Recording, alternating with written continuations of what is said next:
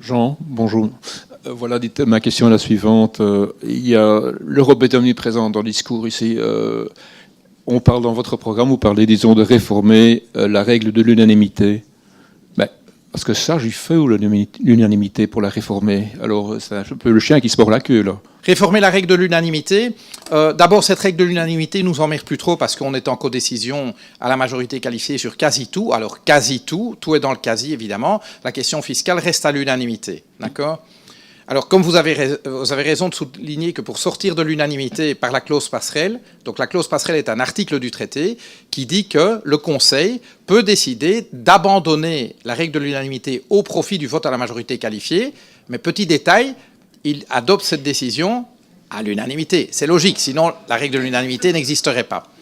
En matière fiscale, nous pensons en effet que demander au Conseil européen d'abandonner la règle de l'unanimité en utilisant la clause passerelle, c'est comme vous dites gentiment, c'est le serpent qui se mange la queue. On peut utiliser des expressions un petit peu plus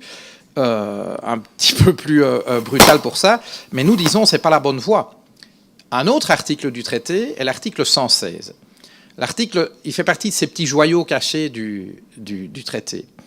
Il dit, lorsque la Commission européenne constate que des législations nationales, quelles qu'elles soient, donc y compris des législations nationales, dans le domaine de compétences exclusives des États membres, faussent le marché intérieur, constituent des distorsions du marché intérieur, la Commission peut faire des propositions législatives qui alors s'adoptent à la majorité qualifiée. Et nous disons, et nous l'avons dit d'ailleurs à Juncker quand il a proposé d'utiliser la clause passerelle, nous avons dit c'est pas la bonne voie, il faut utiliser le 116 et mettre le Conseil au pied du mur, sortir de la législation qui viserait par exemple à harmoniser l'assiette de l'impôt des sociétés, et le projet en fait existe, et d'imposer un taux, au moins un taux de référence moyen au niveau européen, par exemple 25%, eh bien, il faut mettre les États au pied du mur en utilisant la base légale de l'article 116 pour faire la proposition.